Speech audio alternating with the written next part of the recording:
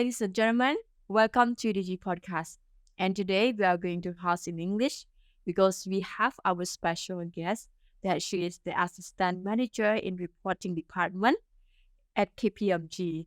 And this is really special because our topic is talking about you become who you want to be. So you might think, who will I talk with? So let's meet Bong Pidao together. Hello, Bong Pidao. Hi, I'm so glad to be here. Thank you for having me. I am Pidao. I'm working for KPMG as assistant manager, but in my role, I'm also a team leader for reporting team. Okay, thanks you for that. So I knew you like long times ago since we were in Toastmaster. And now it's my honor that I can invite you to join my podcast. As I remember that you used to work in different places before. So may you please like telling us what happened and how did you define after you decide to join in the like the large company, just like international company as recently. Okay, so I like to give you a brief introduction about myself. When I was young, I wanted to be a painter. Like I like drawing, and then I graduated. I even applied for art school at university, but I didn't make it. So I tried different kind of job. I feel like for me, I'm trying different kind of job, like trying dating. It's like you try go see different people and see if it's working or not. So my first time I was a volunteer at the church, New Life Foundation, and I was exploring myself. And this is the first place that I actually found my talent. Like I know that I'm good with languages, so I'm a translator. And later I volunteer to work as administrative officer, and I also work for an organization for the USAID, and then I work for the Royal University of Phnom Penh for Department of Media and Communication as academic administrator. And later I work for the company, the business one, Royal Limousine and the Royal Group. And the last one is for KPMG, one of the big firm, the finance department. So I work for the audit department. And now you are working at KPMG. So maybe the audience will wonder that how did you think about yourself like after you and your job in the different company? So how did you define yourself to push to work in Royal company, just like one of the biggest company in Cambodia? Uh, Different people have different definition of being successful, being in the dream job. So as long as you're happy with your job, that is your dream job. So for me, I would say I'm an introvert. I'm very quiet. I don't really like socializing. I mean, I do enjoy quality time with friends, and I'm one of the Toastmaster. If I say I don't like people, that's weird. But my job allow me to do what I am. Like I'm an introvert, so I sit in office. I work with reports.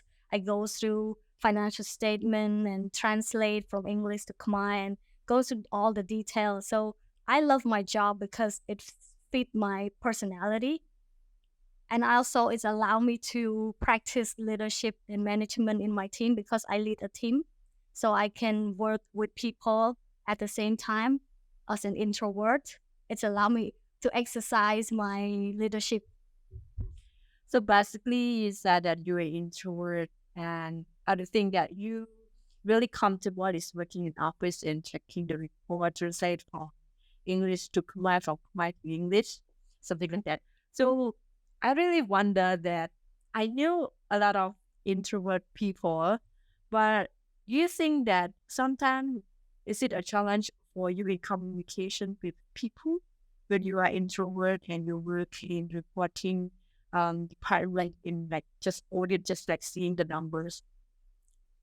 I think in general, introvert people have difficulty encounter with people more than extrovert because we only talk for a reason. We only feel like if you are my best friend, if you're close to me, then I will talk to you like nonstop. So nobody would think you are an introvert. But the difference between introvert and extrovert is like extrovert could be socialize with everyone, with anyone at any time. They don't feel like tired or exhausted. But introvert only spend quality time with people. But I think introvert can do a lot of stuff, like public speaking. I think introvert can do more quality conversation, more deeper, more meaningful. Even the introvert, but when it come to stage, when they come to deliver their job, they can do it. It's not mean that introvert cannot deliver their job. To be honest, I see a lot of leader are introvert. Even the big, like, famous people like Elon Musk or Mark Zuckerberg. I think a lot of people who are famous, they tend to be introvert and awkward and like like uh kind of nerd. Something like this. Well, this is not because of introvert or extrovert that may cause you or an introvert in communication at work. Because I see something really different that the personality is just something that outside, but the thing is quality.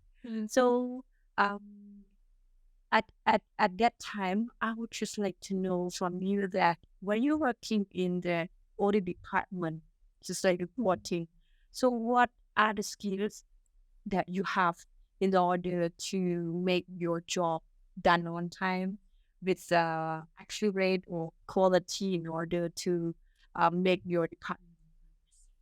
So we follow the company's rule and we have this like integrity and excellency. So for me, it's like paying attention to detail, all of these figures, make sure it's correct, like the wording between Khmer and English, paying attention and love what you're doing. So for those people who doesn't really like this type of job, they might think it's boring and you don't enjoy life that much because you work 5 to 8. You work from 5 to 9, and then you feel like this is such a boring job. But I find it's interesting. Every morning I want to go and check the report. That's what I like to do. So I think you have to love what you're doing and pay attention to detail, learn from the job, like practical one. Some maybe you learn from school, but this is like the real job. You have to do it, learn by doing it, and learn from everyone, learn from the senior, learn from people around you. If you have any question, you have an answer available for you. Just be curious. Well, so this one I really kind of like, well, one thing that I want to ask from you, like after you end your job at Royal Limousine, right? So you are working at TPMG. So what was the first thing in your mind that what was the difficulty with joining the team as reporting audit department? When I'm working for Royal Limousine, I'm working as executive assistant, and one part of my responsibility is to do the monthly report. So I actually go through all the report. It's just different kind of report, but I have this background that I have been introduced to this current job. So people think I can do this. Why not trying something else like beyond my comfort zone? So I feel like now I'm moving from like a general field into a more specific field. So now I'm only focusing on the financial reports like auditing. So I'm working for the audit department. So those reports are like just mainly financial and number and more oriented, more clear goal. The jump is a bit challenging for me, but I really like the opportunity, and I think everyone who want to improve yourself, you should try, because I don't even think I could do it. I thought maybe I could try a few months or like 1 year or something. If it doesn't work, then I take a risk, I accept the risk, but now I end up almost 5 years. I'm still staying at the job. Okay, so this is because like, you have your own experience as the executive assistant, something like this. So me at this point is really kind of I myself I can say that I don't like checking the report. I don't like sitting in the office most of the time because I like to socialize. I like to go out talk to people, but we just like a little bit different because our background and our profession is also different. So made this point that I would love to know more that as you mentioned that mostly you checking report like more accurate or some kind of like to meet the goal, very specific. But can you let me know that what are the skill of that? The very specific skill that you need to work in that report. For me, I like learning. So main reason is like translating. So I like reading. I like reading. I like to find some error. I like to go through all of that. But there are different kind of skill. Like you can be good with number. You can so check the financial report. You can be an auditor. You can do an accountant work.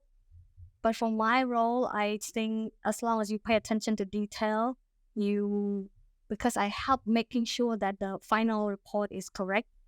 There's no error. There's no, you know, typing error or wrong translation, wrong figure. My skill, I would say, just English. You have to know. You have to be very good with English. Have to be able to read the report. Have to understand the concept. So I feel like I learn a lot when I go through report all the time. I can understand the nature of business, the company, what they're doing, and then I can read all of this numbers. That's great. I heard one of my friends told me that I like to read the numbers because I can know about the nature of the company. That's like how they are doing right now. And I might like want to know more something that you have mentioned that you are introvert person, but you don't have any trouble with communication because you can be sociable, talking to your close friends, something like that, with nonstop. And but I want to know more that as you become now you are a team leader in the reporting department.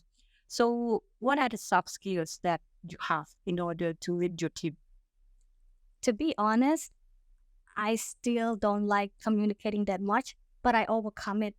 It's not something I really enjoy doing it, but I have to do it. It's like the role, the position force you to be in that.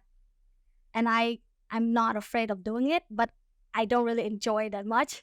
But I have to do it because like if you want to get something done, you have to go to your boss. You have to go speak with the person that you don't feel like you have the power. You feel like, what if they don't listen to you? What if they rejected you? And then you also speak to people under you, your team. What if they don't listen to you to do what you want them to do? But I have to do it. It's like you were assigned to do the job. You cannot say no. You cannot I can't. I'm not good with talking. I'm an introvert. I'm shy. I cannot talk to people. You don't have this excuse. You got to do it. And I fake it sometimes, even if I'm shy, even I'm feeling uncomfortable. I have to pretend like I'm not. Like, every time I go talk to people, I speak like I'm not scared. I'm not nervous. I just do what I'm supposed to do. But have you ever faced any challenge just like, ah, before I was working alone and now I have to lead the whole team. So what was the problem that happened when you at first like I talked to her, but she doesn't do what I asked her or I assigned the task to her. So have you ever like got any problem, something like this at the first time? It's every time, not just the first time. So you have to expect people are different. They have different personality. expectation. You have to be patient. That's all you can do. Especially when you're not very good with people, you even have to really understand. Like people have different generation. Like you have Gen Z, have millennial. Like the gap is so big. Sometimes you don't understand the trend. You don't understand their emotion, their feeling. But you have to let them be who they are, and learn from them. So maybe they kind of sometimes you think they are rude. You think, oh, people in my generation never respond back this way. They're more polite. They're more respectful. But people nowadays, especially young people, they're kind of arrogant. And like they own their, like they're the boss. They act like they're cool, but you have to let them be genuine, let them be themselves, and listen to them. I respect people. I don't feel like I have to be a boss. I want them to respect me because they like me, because they like what they're doing, not because they scare me. So I don't mind. I even told them, you don't have to I mean, you don't have to follow if it's not right. So I respect your opinion. If you have any better idea, I let them speak up to express themselves, and I'm gonna be listening to them with patience and understanding. I might have a lot of questions to ask you today because You're welcome. because I'm really curious about your job, that how you do it. So I want to know, like, what would suggest to people if they want to switch their job. My suggestion for people who want to changing job, I think they have to think in the long term. They have to see their talent, their potential, and see in a long future. Don't just feel like, oh, I'm working for a long time. I want to learn something new. You have to explore, have to try. I think trying new job is good, but you have to think if the job is fit with your personality, with your skill. You have to think in a, like, I feel like some people sometimes they just quitting from one to another, and then they don't really make any good decisions. So decision is very important. You have to think and try different kind of job. But you have to know that, is that company is a good company? Do they have uh like a good policy? Did they provide benefit? Because sometimes you think, I want to do something that serve the country, or I want to do something that follow my passion. But do you really know your passion? Do you really know that what you're doing really beneficial? So for me, I think finding a job that is valuable to the people, to the company, to the country, that they actually pay you well as well. Not just like, uh, I'm not money oriented, or I want to do this job because I love it. For example, if you like temple, you like history, you like politics, or you like, but like you're like a singer, an artist, but how many people are successful doing that? Like once in a million. Like unless you're a very outstanding singer or artist, then you become like Ronaldo, or you become famous like Jennifer Lopez. But do you think you can really be like them? So for me, I think you would just try from the small step, but be careful when you make decision. Is that job really fit yourself or not? And does it benefit you enough, benefit the country that you serve other people? Like for me, I feel like, to be honest, I love my job, and it's also pay me well. It's serve other people, people respect it. You feel like you're doing the right thing, you feel rewarded, you feel like now I am important, but you also serve other people. You make yourself feel like I'm valuable. I love what I'm doing. Thank Bong. This one I'm really interested because when you get the path, but at least we need to serve to the people. And we think this is really value for you. For us, like how to say, when I'm working in any company, I don't just like selling the product or service and then I receive the um bad review or something that negativity on my product so that I feel not unworthy to even though I get a high paid salary. Mm, Yep. So the thing is really right. special and especially Will mentioned that um if you think that I have talent, I'm passionate in it, but just like you mentioned as singer, like you say like you are going to be very famous or famous like us because it takes time and you must be the outstanding person in that career. Mm. As so one thing that I'm really actually to know more about your perspective that do you think passion and talent will be helpful for us to define one job that fit to us? It helps, but it's not the only goal to find your dream job because passion change all the time. And like for me, you might know I like Toastmaster, I like public speaking. But to be honest, I don't really do work in terms of Toastmaster like speaking or public speaking. But I really like it. It's like a hobby. Like you like sport, but are you a sportsman? Are you a athlete? Are you but you like sport? You so the same for passion, it change. Sometimes you want to be a singer, you like singing, but are you a singer? You just it's a passion. So I think passion change from time to time, but it help. It's also like build you for your dream job.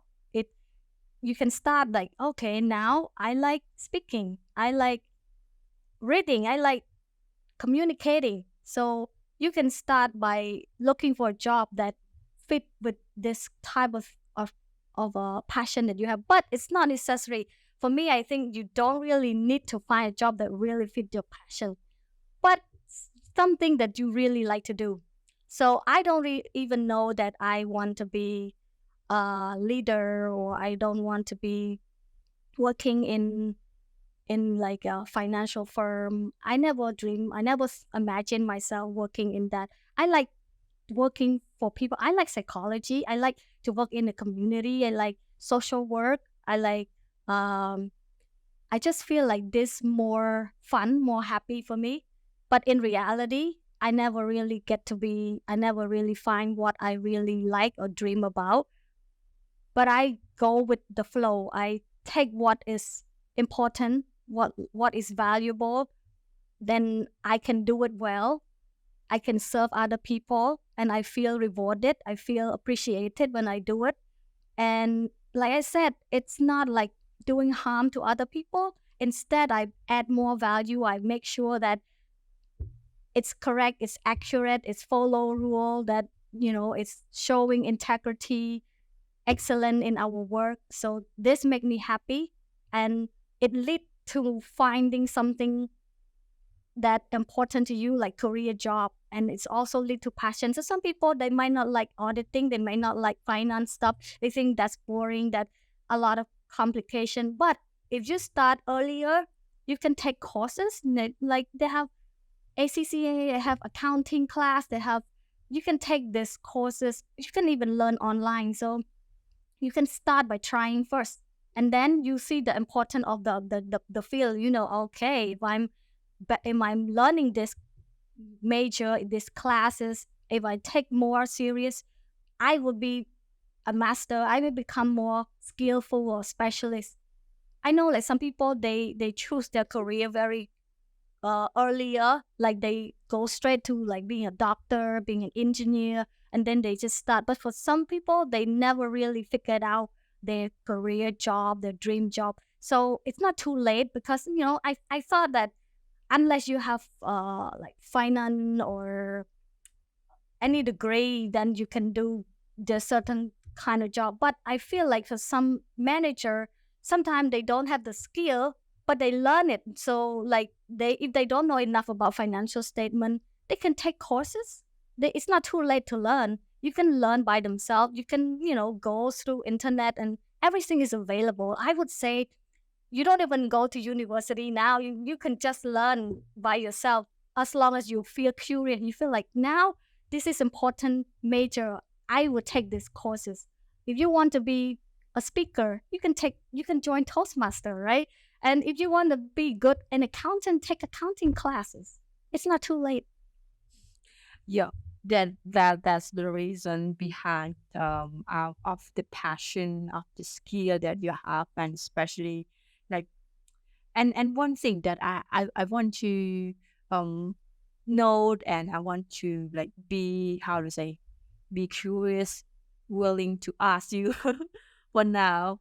Do you think passion and skill is different? It's different, passion and skill. So skill can be trained.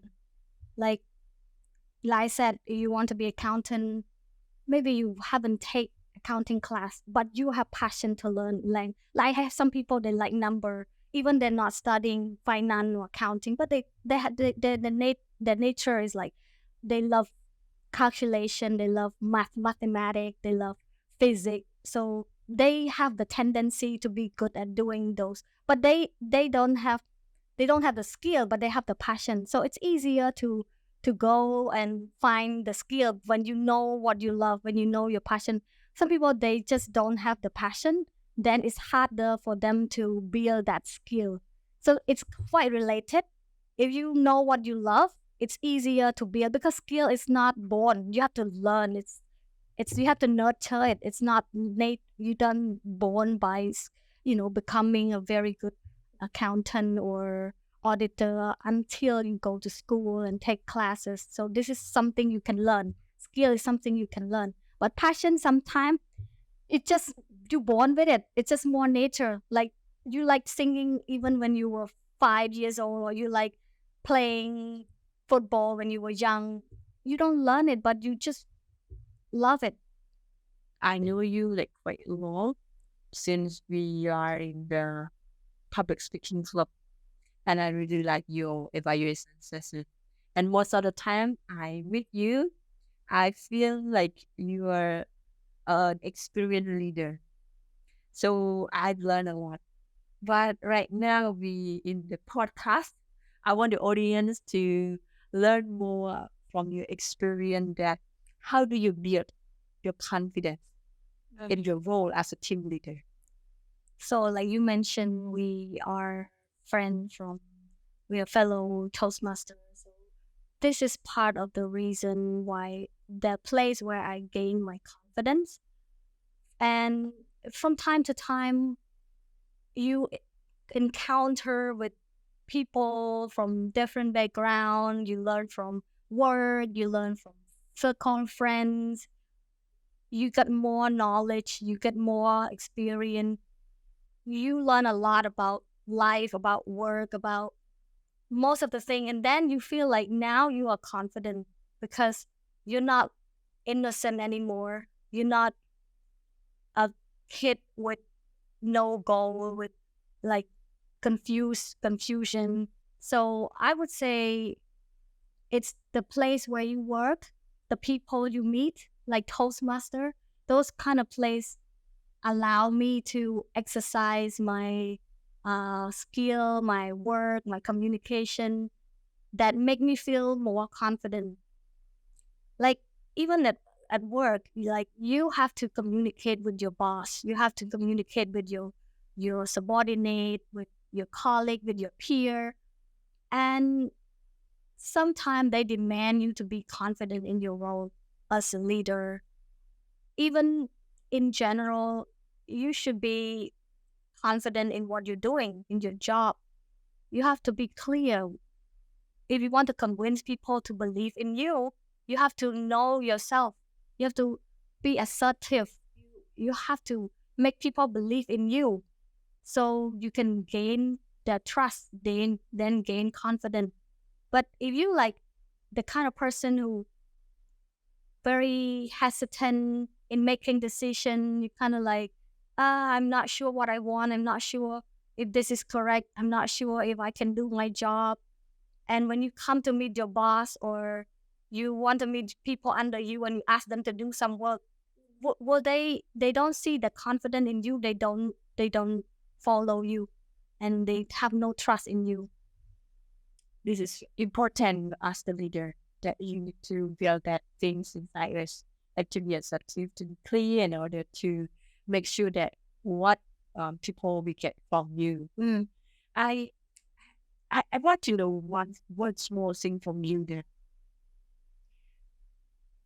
Recently, we have produced many leaders, like a lot of leaders, but under the team leader, they are also the team member. Yeah. So how do you think that they can build themselves to be the future leader? Yeah. So people always think like, I'm not a boss, I'm not a manager, I'm just assistant. This is not my responsibility. I don't I don't take care of this. It is not under me. Well, I think this is how the leader start from within. Like some people, I just appreciate them, even they are cleaner, even they are low level position, but they have in the heart, they have this mental attitude, the mindset. They're like, this is like my home. Like you work for a company, you don't feel like, I'm just a visitor. I don't need to take care of this. I don't need to take care of that. That belongs to my boss, belongs to my manager. I don't want people to feel that way. I want to feel that they belong to the team. They serve the company. It's important that they do their job. Even if they are cleaner, if that the office is not clean, if they have no coffee or they have nothing to serve, it's not gonna function well as well. So you should have leadership mindset. You should have to think about other in general, to feel like I belong to the company, I belong to the team. I must help the team to grow. And who knows, one day they will promote you. If you say I'm assistant, maybe forever, for a lifetime, you will be assistant forever. But if you have a growth mindset, if you have this mental attitude, I believe that people will see it.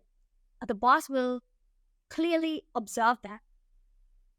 Thanks for that, Bo. So I do really appreciate that your perspective is really kind of the right thing, that we belong to the company whenever we work with self, because we believe that the leaders can be made in the future and the leaders can be us, but just like just trying to adapt yourself in order to make sure that you are qualified in your boss eyes.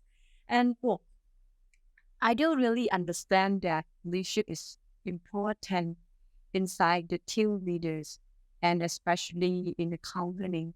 But how do you see that if sometimes we do something like indecision, how to say, difficult to make a decision? So what kinds of things that we need to put it together in order to make us having a clear decision as the leader? As a leader is very tough. It's like some people would call themselves leader, call themselves, but it's not just a word, it's action speak louder than word. You don't just call yourself a boss or leader and you don't really show them. It's you have to serve other people. You have to be an example. You have to really do the job. Like I think the leader is the one who responsible more than anyone else. Even sometimes you think, the boss is easy, they don't do much, but they actually responsible more than you. Even sometimes they ask the team to do all the work, but if anything's go wrong or any problem, the boss is the one who responsible. So if you say how to make decision is the main reason, because I think they see the big picture. Some people under, I feel like sometimes they think they know better. They feel like, I don't agree with the decision. He's not doing the right thing or she's not doing the right thing. For me, sometimes, if you heard the boss, it is saying, they say the boss is always right. So I would suggest that sometimes you have to take it. Sometimes even you feel like they are not doing the right thing, but they have their own perspective. They can see further than you. And maybe they make small error. It doesn't mean boss is perfect. They make mistake as well. But for some reason, respect them and follow them. The boss is right. You have to remember the boss is always right. And decision they have to make, I'm sure that they think further. They have their own strategy. So if you are in a leadership position, you are the one who execute all of the project, all of everything is under you. You need all the skill. You need to talk with different people before you come up with a decision. It's not just dreaming or falling from the sky without any justified reason. You need to have a clear reason. Why do you make this decision, and is it good in the long run? You have to know the consequence. So I would say when you are in a position, when you have to make decision, you have to collect all of the information you got, like data. You have to talk with different people. You have to read the news. You have to search on internet, like, or if you work in your field, you have to go through the document. You have to read all the number. You have to read the company information before you decide it. If you're going to take this job or not, you're going to buy some company, or you have to make decision with enough information in hand. Don't just follow your sense, follow your emotion. That's really mean. It wins to us because sometimes like people can be emotional and really side. It's like a kid, and when they get angry and then, no, I don't want that, and then we get regret. But leader is important to make a strong decision because we see further. So we have discussed like a little bit long since the beginning until now. So I would like to be in our conclusion. So could you share us some the important or the three messages to our audience for this episode to learn more? Like, can they maintain themselves to get what they wish to be in the future? Just like our topic is, you will become who you want to be. Yeah. So you want to find your dream job, I would say first you have to explore. I heard people like to say, you go on dating, you see different people and you try.